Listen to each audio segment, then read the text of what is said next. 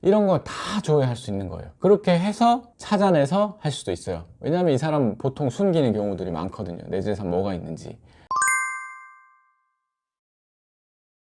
안녕하세요, 서범석 변호사입니다. 오늘은 돈 빌려주고 받는 방법 4가지 한번 정리해 보겠습니다. 사람들이 사정사정해서 돈을 빌려갑니다. 지금 너무 급해서 그러니까 딱 한 달만 쓰겠다 이렇게 하고 돈을 빌려갑니다. 한 달이 지났어요. 돈 빌려준 사람이 돈 달라고 얘기하기가 좀 그래요, 관계가. 그래서 며칠 기다려 봅니다. 근데 아무 연락이 없어요. 그래서 조심조심 하면서 나 돈 그거 나도 써야 되는데 좀 줘 이렇게 얘기하면은 아 정말 미안하다, 내가 그때 줄 수 있을 줄 알았는데 무슨 일이 생겨가지고 그러니까 딱 일주일만 더 기다려줘, 일주일만, 이렇게 얘기합니다. 그러면 사람이 또 안 기다려줄 수가 없어요, 준다는데. 그렇게 해서 일주일 기다려줍니다. 또 연락해요. 연락을 하는데 연락을 받으면 다행이에요. 연락을 안 받는 경우도 많아요. 전화를 2번, 3번 해야지 받거나, 아니면은 2번, 3번 해도 안 받고 며칠 지나서 연락 오고, 그리고 도리어 막 화를 내는 경우도 있습니다. 아니 내가 너 돈 안 줄 것 같아서 이러느냐, 이러기도 하고요. 별의별 사람들이 다 있습니다. 돈을 빌려 갈 때만 을의 위치지, 돈을 갚아야 될 상황이 되면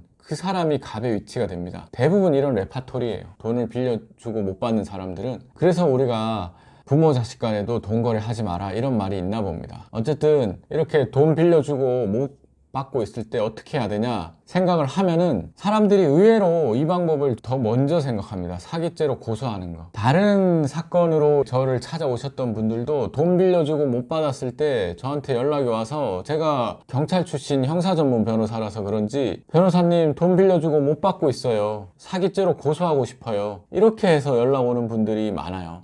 근데 원칙적으로는 우리가 돈 빌려주고 안 갚는다고 해서 사기죄가 되는 건 아니에요, 모든 것들이. 그런데 돈 빌려주고 안 갚고 있을 때 사기죄가 되는 경우들이 있습니다. 어떤 경우냐 하면은, 언제까지 돈을 갚겠다라고 얘기를 했는데 그때 얘기할 당시 기준으로 봤을 때 채무자가 돈을 갚을 능력이 안 되는 경우입니다. 무슨 얘기냐 하면, 채무자가 이미 채무가 여기까지 꽉 찬 거예요. 내 돈 외에도 빌려간 돈이 엄청나게 많다는 거죠, 돈을 빌려간 것이. 그래서 내 돈을 빌려가지고 우리가 돌려막기라고 하죠. 다른 채권자들 돈 갚는데 다 써버린 거예요. 그 정도로 이 사람이 변제할 능력이 안 되는 겁니다. 이미 변제 능력이 안 되는데 내 돈을 빌려가고 언제까지 갚겠다 한 거예요. 그때는 그 채무자는 돈을 갚을 능력이 안 된다는 걸 알면서도 나를 속이고 돈을 빌려간 거죠. 그렇기 때문에 그 사람은 사기죄로 고소할 수 있어요. 두 번째로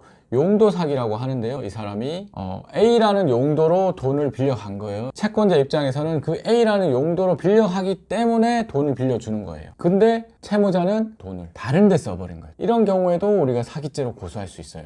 이런 2가지 경우, 하나는 변제기를 정했는데 돈을 빌릴 당시에 변제기까지 갚을 능력이 안 된다는 게 입증이 되는 경우, 2번째는 용도를 다르게 얘기했을 경우.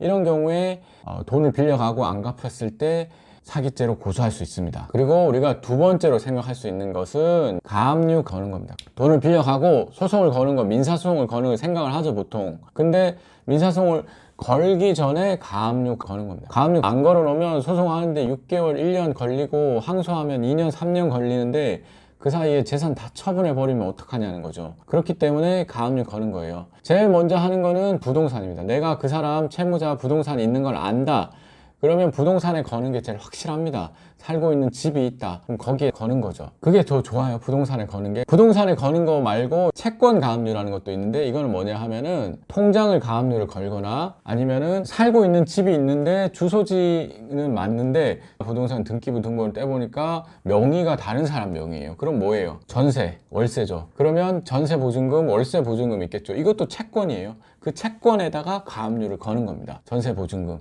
반환 청구권에 가압류를 거는 거죠. 크게 2가지가 있는 거예요. 부동산 가압류, 채권 가압류, 이렇게 있는데 부동산 가압류가 먼저예요. 법원에서도 채무자 명의로 된 부동산이 있으면은 거기에 먼저 걸도록 문항에 보면 그렇게 되어 있기도 하고, 채권 가압류는 현금 공탁을 많이 걸어야 돼요. 부동산 가압류는 보통 현금 공탁보다는 보증보험으로 가름하는 경우가 많은데, 채권 가압류는 현금 공탁을 많은 금액을 걸어야 되는 경우가 많아요. 그렇기 때문에 우선은 부동산이 있는 걸 알면은 부동산 가압류를 걸고, 부동산이 없다 그러면은 어쩔 수 없어요. 그러면은 채권 가압류를 거는데, 이 사람이 개인이고 사는 집 주소를 알고 근데 명의가 다르다 그럴 때 이제 전세 보증금 이런 거 채권 가압류 걸기도 하고, 그것도 없다 그러면 통장 가압류를 걸고, 법인이다, 법인이면은 법인이 사용하는 주 거래 은행을 알겠죠. 그럼 거기에다 겁니다. 법인 운영이 안 되어 버리는 겁니다. 개인은 사실 통장 거래를 안 해도 살 수는 있겠죠, 어떻게든 현금 거래하면서. 근데 법인은 사실 법인 통장에 가압류 걸려버리면은 거래를 못하면은 많이 힘들어지겠죠. 이런 식으로 가압류를 걸고, 세 번째로는 소송을 거는 겁니다.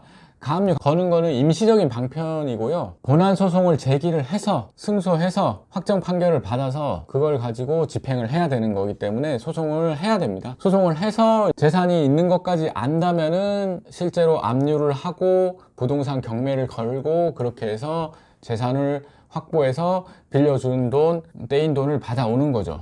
제가 예전에 이렇게까지 다 해서 가압류하고 소송해서 승소하고 압류하고 해서 통장에 있는 돈까지 받아온 적도 있어요.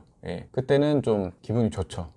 의뢰인도 고맙다고 하고, 그럴 때 보람을 느낍니다. 네 번째로 말씀드리고 싶은 거는, 소송을 해서 승소했어요. 근데 재산이 뭐가 있는지 몰라요. 그래서 가압류도 당연히 못했겠죠. 이럴 때 할 수 있는 게 뭐냐 하면은 재산 명시 신청입니다. 재산 명시 신청.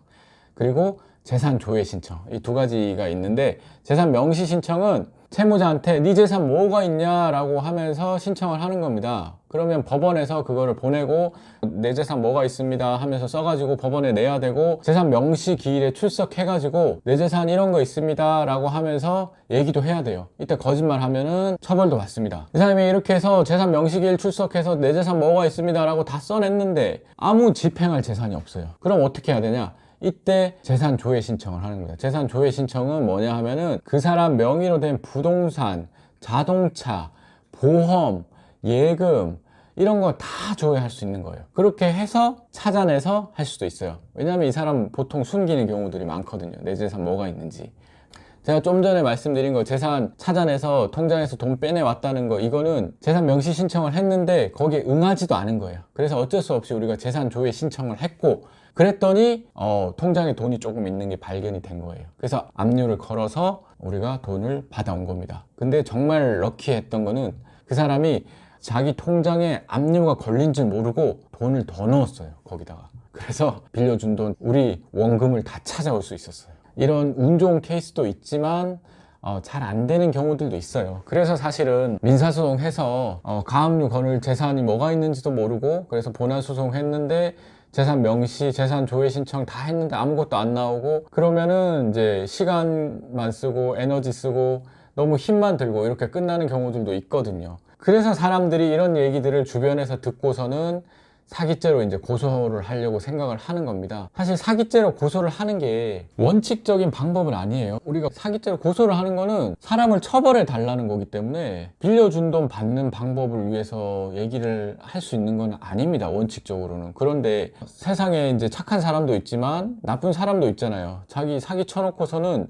자기 명의 재산 하나도 없어요. 그러면 민사소송 해도, 돈을 받으려고 해도, 판결을 해서 그 판결문 가지고 받아내려고 해도 못 받아내는 겁니다. 그런데 사기로 고소를 하면은 이 사람이 사기 전과도 있고 이러면은 합의 안 하면은 구속될 가능성이 있는 거예요. 그 사람이 이런 걸 알기 때문에 다른 데로 빼돌려 놓은 재산을 가지고, 아니면은 빼돌려 놓은 게 아니더라도 친척들한테 그리고 뭐 지인들한테 돈을 빌려 가지고서라도 합의를 해서 구속이 안 되게 하려고 하거든요. 그런 경우들이 있기 때문에 이제 빌려준 돈 받는 방법으로 사기죄로 고소하는 거를 사람들이 생각을 하는 거죠. 오늘은 빌려준 돈 받는 방법 4가지, 사기죄로 고소, 가압류, 대여금 청구 소송, 그리고 재산 명시, 재산 조회 신청, 이렇게 한번 알아봤습니다. 돈 빌려주지 마시고요. 절대로 돈 빌려주지 마시고, 가족 간에도 돈 빌려주지 마시고요.